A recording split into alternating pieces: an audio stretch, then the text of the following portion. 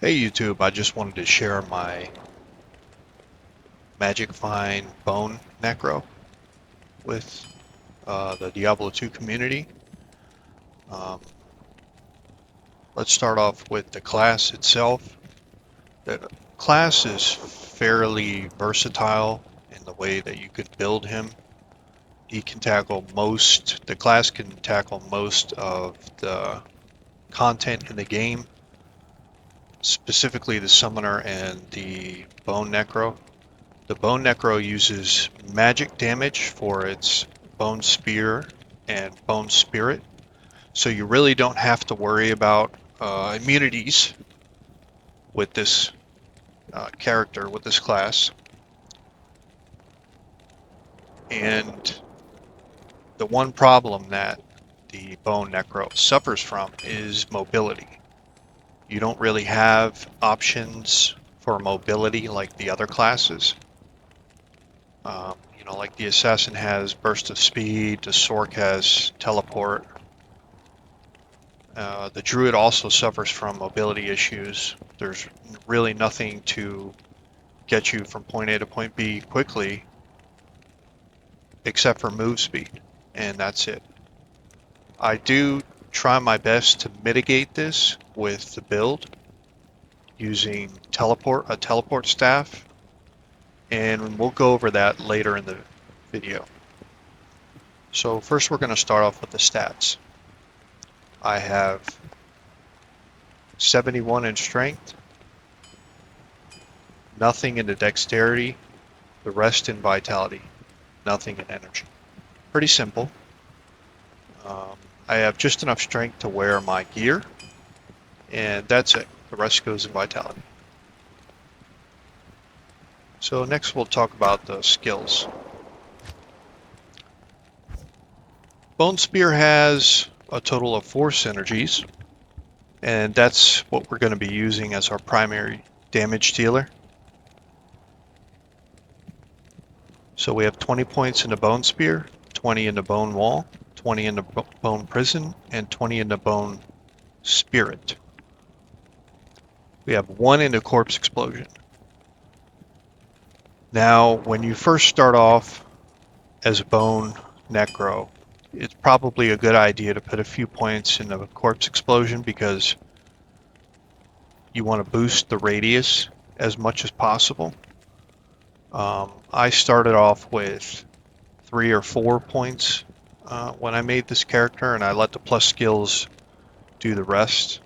I think anywhere between 8 yards and 10 yards is a good place to be as far as a corpse explosion is concerned. We have 11 points in the teeth, 1 point in the bone armor. We have 1 point in the amp damage. This is another curse that's going to be your primary curse. Boost damage taken by 100%, very useful. You could put a few points into this if you want to increase the radius, but keep in mind that that's all the points are doing, is increasing the radius. The damage taken modifier does not change at all if you put more points into this.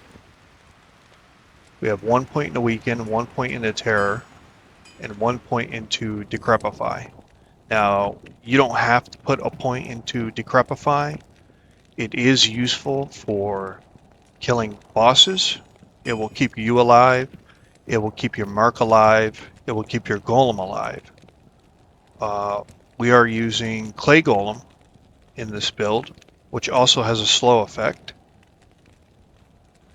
So when we put on Decrepify, run walk speed is reduced by 50%, plus the Clay Golem slows the enemy down.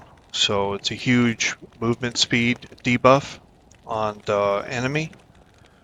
I primarily use this for Diablo, and I do think it's worth the 3 points that you have to invest to get to Decrepify on the Curse Tree.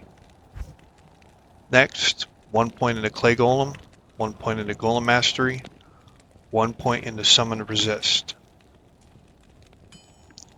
Now, you can use the other golems, but this build, the Bone Mancer in general, is kind of suffers from skill point starvation, and so you really want to be careful about what you're spending your points on. Clay Golem is the best tank, in my opinion, for the Bone Mancer.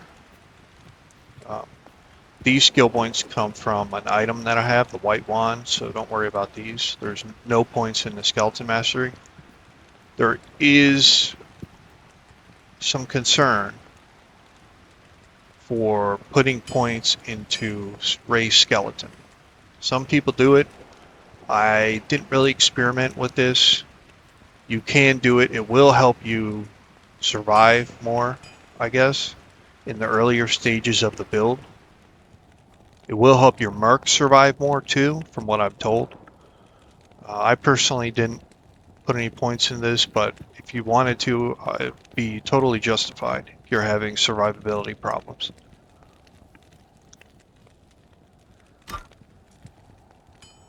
Alright, next we're going to go over the gear.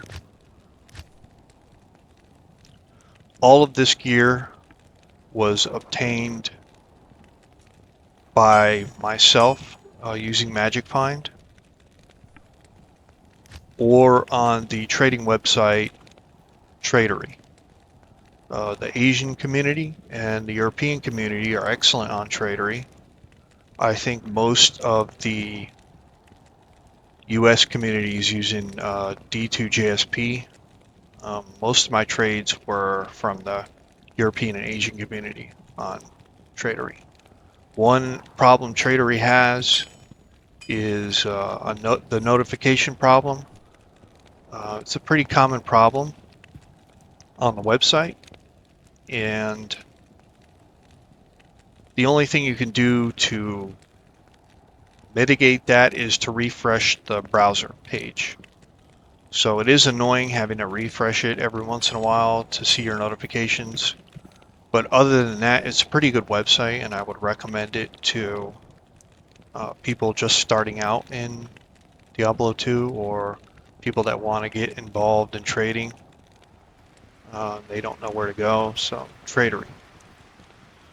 Now we're going to go over the gear. So we're using the White Wand. You can shop this base in Act 2, I think his name is Dragon. You want to make sure that it's a bone wand, and you want to make sure that it has +3 to bone spear. I got lucky and got +3 to bone spear and +1 to corp explosion. The +2 to terror really doesn't matter. I don't use terror. But what you do is you shop for this wand in Act 2,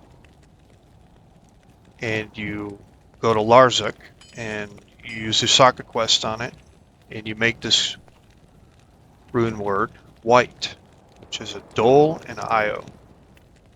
It's probably the best in slot for a Bone Mancer. It has everything you need, plus skills, faster cast rate. I don't understand why anyone would want to use a Spirit over this if you're playing a Bone Mancer, but that's up to you, for you to decide. Next, we're gonna look at Shaco. Obviously, this is a really good Magic Find item. +2 to all skills. I socket it with a perfect topaz. 74% chance of getting magic items. It gives you life and mana, and it gives you some PDR. It's really good. It is quite expensive, at least from on Tradery. I think I paid a mal for this, or an ist, one or the other. But it is best in slot if you want to be a Magic Find character. Next, we are going to look at the amulet. This is a +2 to necro skills and 10% faster cast rate. Faster cast rate is important. on the Necro, you want to at least reach the 48% breakpoint for faster cast rate. We are at the 75% breakpoint. We have 80% faster cast rate. Preferably you want to get to the 75, but you can get away with doing the 48. And we achieve this by using this amulet and Dark Force spawn. Dark Force adds a bunch of plus to skills and 30% faster cast rate, along with the socketed Perfect Diamond, which adds all res. It's, in my opinion, it's better than Spirit. With Spirit you can get, I believe, 5% more faster cast rate, but this adds more plus to skills, and it looks better on the character, in my opinion. So this is kind of expensive as well. I kind of got a good deal on this. I think normally you would pay a Mal or an Ist for this. So next we're looking at the boots. I went with Alders because I'm trying to mitigate the mobility problem that Necromancer suffers from as much as possible. And this gives 40% faster run walk and fire res, two most important stats on this item. This is a low rolled Nagel ring. It's pretty shitty. I didn't pay very much for it. I think I paid like 2 perfect amethysts for this item. And another Nagel ring. 20% MF. The belt is Trangs for cannot be frozen. The set bonuses really don't matter that much, where we do have an insight on the mark, so we don't care about mana regen. And this is a staple in the build as well. Trangs gloves. Really overall the best in slot gloves you can get for a Bonemancer, and along with other Necromancer builds. The most important stat on this item is the 20% faster cast rate.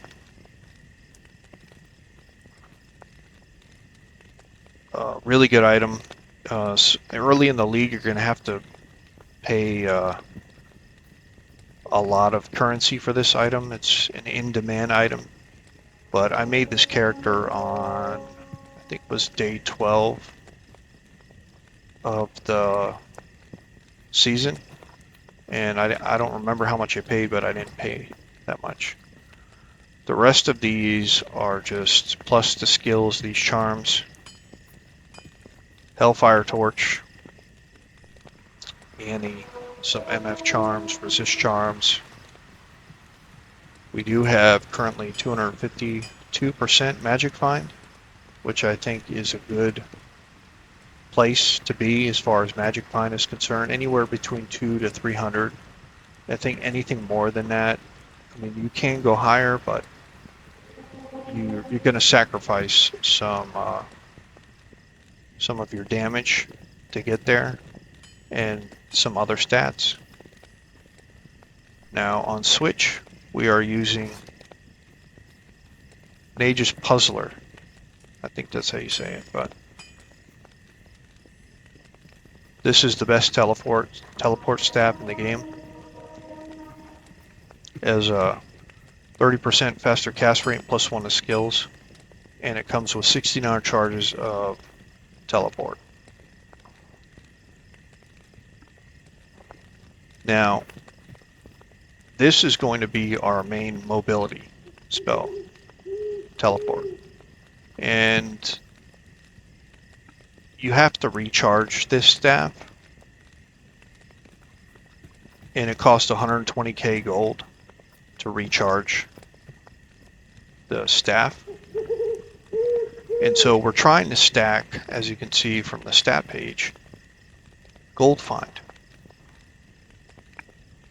And we have a couple gold find charms. We have Geeds, and we have wealth.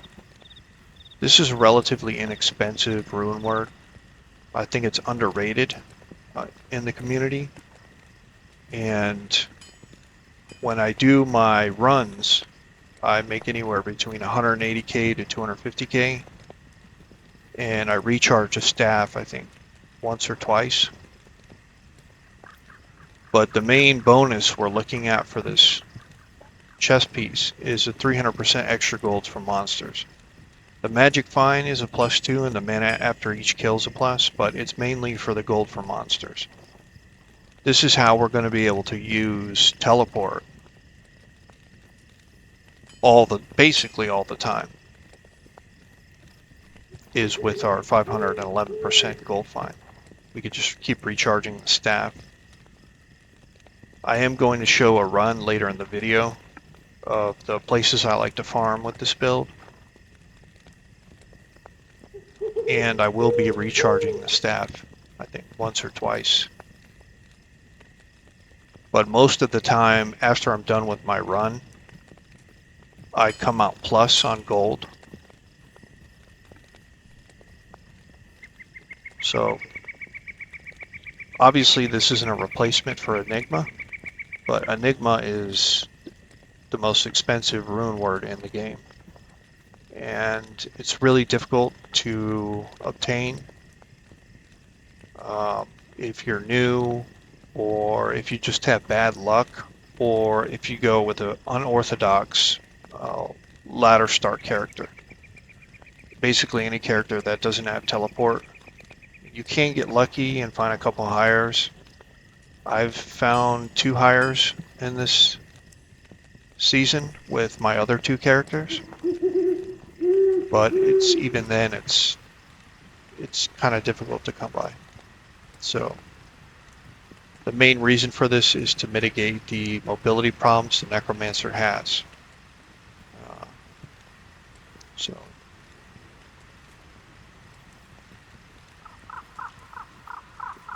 some other options for gear. You can use Infernal Stride, Demon Hide boots. I didn't choose to go with these because of the 20% faster run walk. I like the 40% from Elders, but you can use these if you have them. They do provide some fire resist and extra gold for monsters, which is good. Obviously, if you're just starting out, you can roll a spirit. You can make a spirit and a monarch shield. Pretty easy rune word to obtain at the start of a ladder. You could farm the Countess to make this rune word in Nightmare or Hell.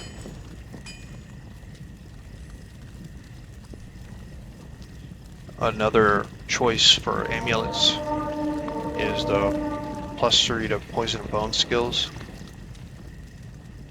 This item is going to be a little bit expensive at the start of a ladder. It is worth the price in my opinion, especially if you have damage problems in the Chaos Sanctuary or anywhere else for that matter. For Cannot Be Frozen, you have a couple options as well. We are using Trang's Belt for Cannot Be Frozen, but you also have Dark Sight. It has all right stats, but the most important stat is Cannot Be Frozen. If you're starting out and you don't really have a source of Cannot Be Frozen, this is a good alternative. Also, you can use a Ravenfrost. Ravenfrost is generally going to be expensive at the start of a ladder. Some people will do without Cannot Be Frozen on a caster build, but I like to play somewhat aggressive, so I like Cannot Be Frozen on all of my builds. You can use Trang's armor. Most important stat on this, in my opinion, is the 40% faster run walk. This stacked with any run walk boots is going to make you move pretty quick. You also have stealth.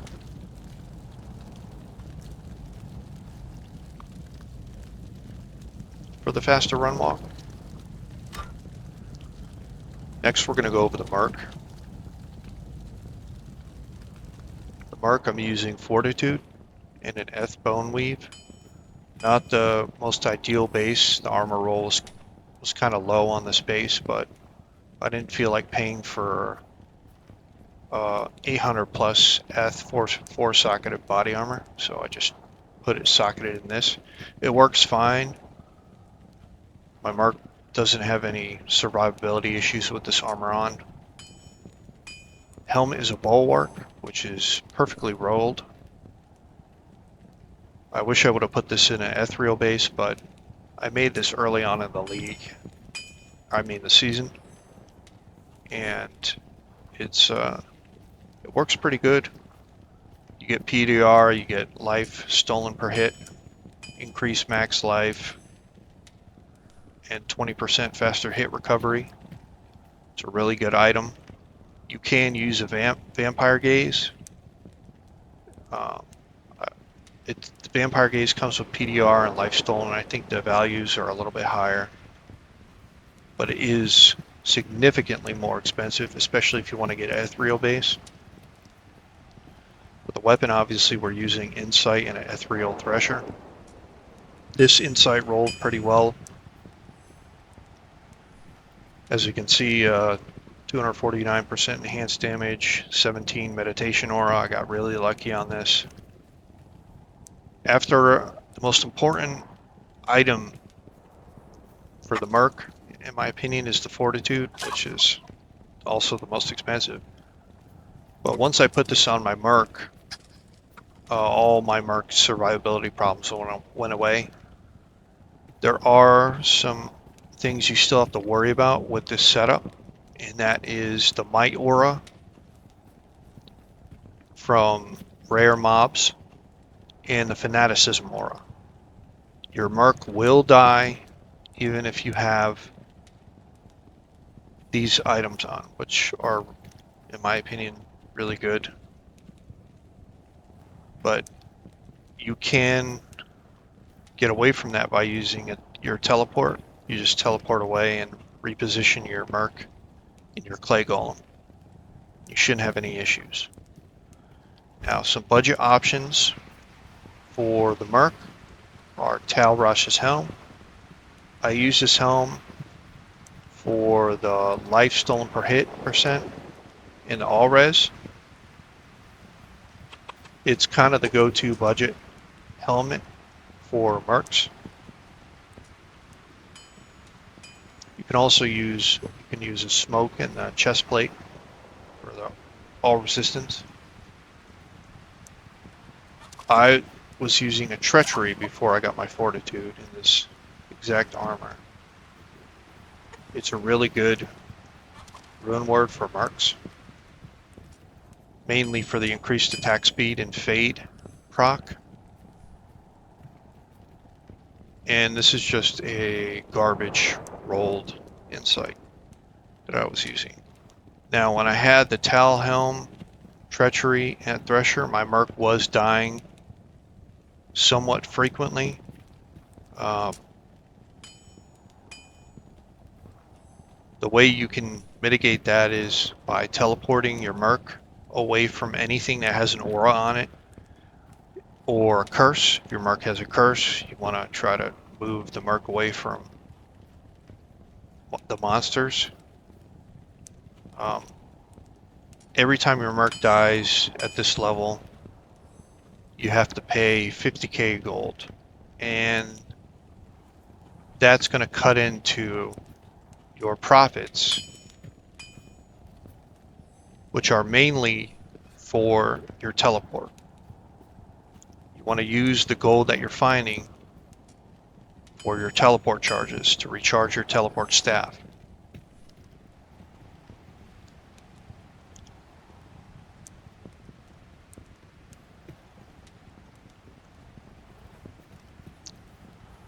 Okay guys, that's pretty much the build. I'm going to do a run. I'm going to show my runs that I do with this character, which is going to be Eldritch, Pindle, Chaos Sanctuary, Trav, hits and cows.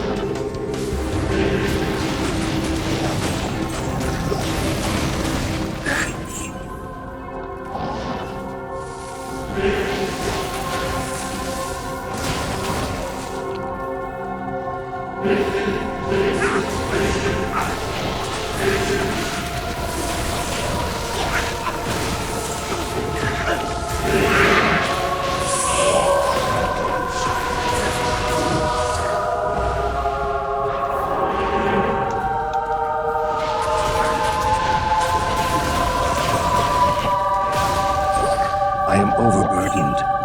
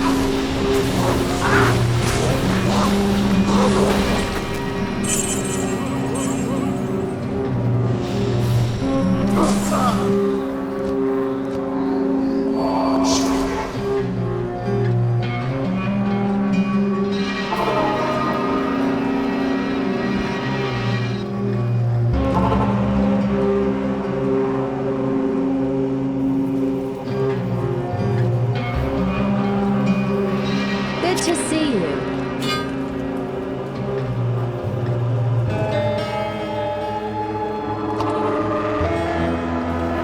This place has the stench of demons about it.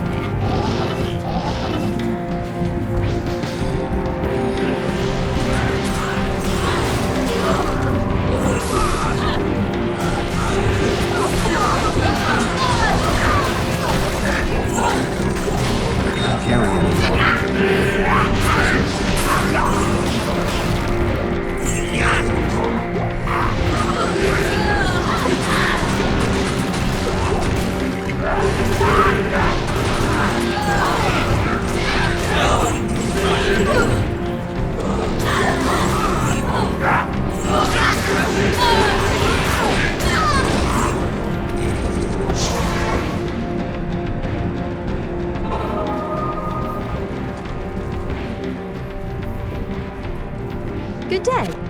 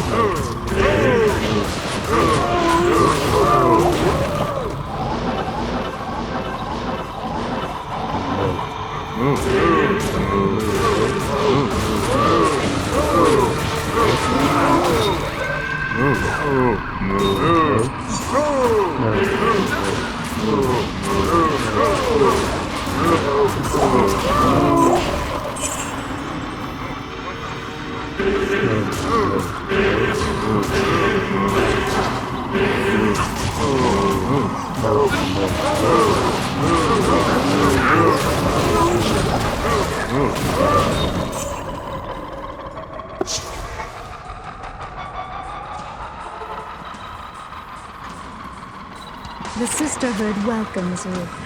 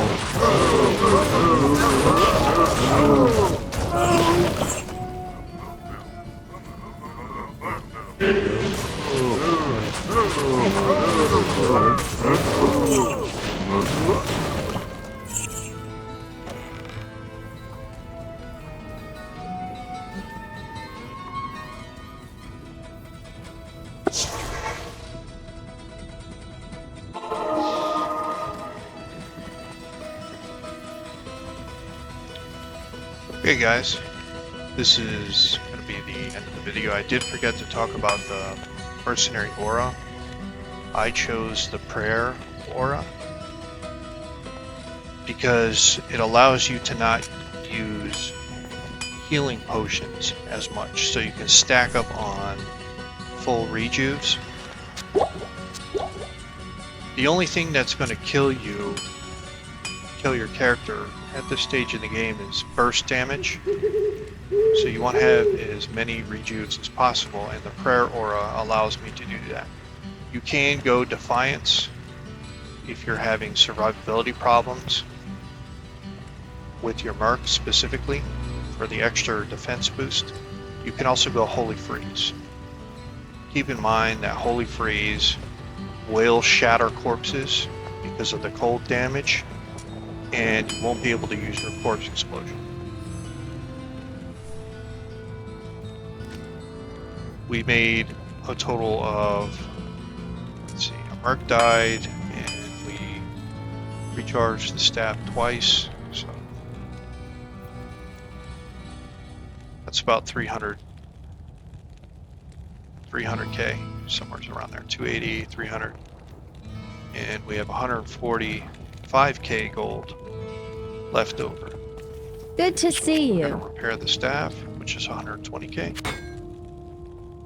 And we are left over with 25k profit. As you can see, the character with the gold find and the teleport staff moves around just fine with this run I just did. The Merc did die. I got a little greedy and let him get too many cows on him. That usually doesn't happen, but you will generally make more gold in profit than 20k. You don't have to use the teleport staff if you don't mind moving around at a snail's pace. You can save that gold and use it at Geed for gambling or any other gamble vendor. So, this is my first YouTube video, so take it easy on me. Hope you guys enjoyed the character, and I plan to do 2 more characters, make videos on my other 2 characters. So, thanks for watching.